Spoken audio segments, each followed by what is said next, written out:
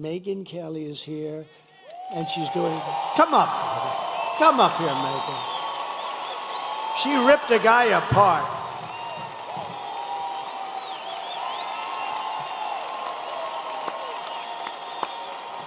Thank you. Nice to see you. Hi, everybody. Hey, it's great to see you. Can you believe this guy? Can you believe the energy and the stamina on this guy? At his age, I'm ready to go to sleep over there. He's got another rally to go to till tonight. Let me tell you, first of all, one of the reasons why I wanted to come here, one of the many reasons I wanted to come here. When I launched my show 4 years ago, we had Mark Cuban on the program. You know, yeah. May have seen he was in the news this week. And he started going on about how bad America's race history was and how ashamed he was of America, and that's why he was at all these protests, and he felt it was really important to stand up and speak out about human rights violations. And then it got awkward when I asked him about all the money he was taking from China. And then he dropped a bunch of F-bombs, and I thought, I really enjoy this feeling of proving Mark Cuban wrong.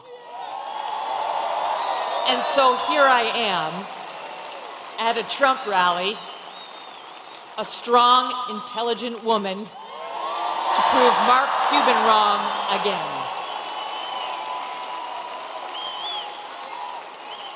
I won't take up much of your time, but I do want to tell you the main reasons I am voting for Donald Trump. Number one, immigration. He mentioned it. And people like Laken Riley. I'll be thinking about her tomorrow all day. 22 years old, killed in Georgia, a young nursing student by an illegal. I'll be thinking about Jocelyn Nungare, 12 years old, in Texas, murdered by 2 Venezuelan illegals. President Trump closed the border. Kamala Harris opened it by choice. It wasn't accidental. She said it would be humane. That's what she and her boss believed. Tell it to Laken Riley's family. There was nothing humane about it. He closed it. They opened it. It was an intentional choice, and there's no reason not to believe they won't do it again. The boys should not be in the girls' sports.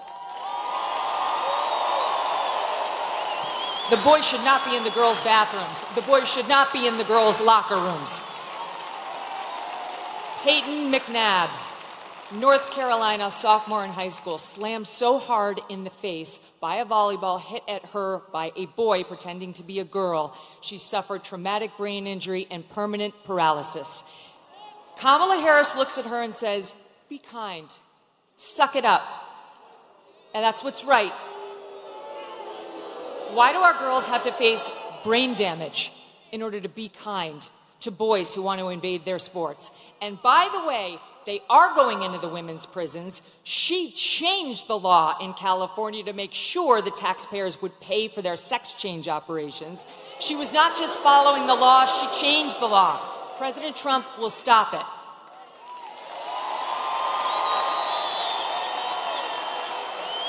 He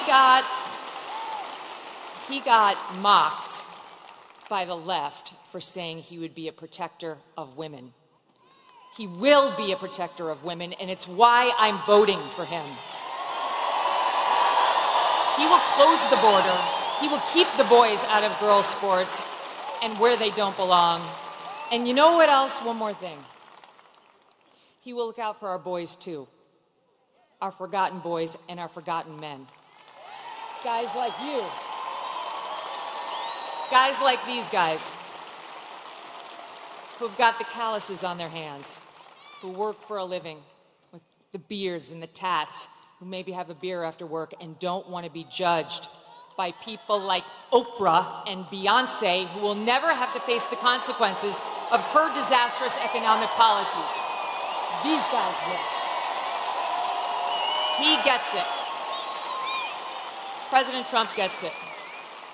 He will not look at our boys like they're second-class citizens.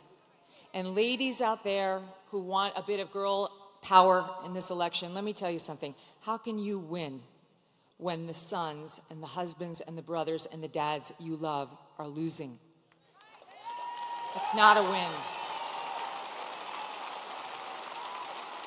We care, young women and older, about the lives of our children, the safety of our children. And we need not get so obsessed with what happens when they're in the womb that we forget about taking care of them once we're here and they're loved. Last point. What I don't want, what I don't think you want, is the left's version of masculinity. You see that ad they did about Trump voters trying to encourage women to lie to their husbands so that they could vote for her instead of Trump? That's their version of what marriage looks like. An overbearing husband who bullies his wife into saying she voted one way as opposed to an honest, open relationship. Oh, wait, I'm talking about Kamala and Doug. Okay, sorry. Where was that story in the news? Where was that story? I don't remember a single media person, not one, who sat with him, asked him about the abuse allegations against him by a successful professional attorney who has great details, who has receipts, who has witnesses. No one even asked about it.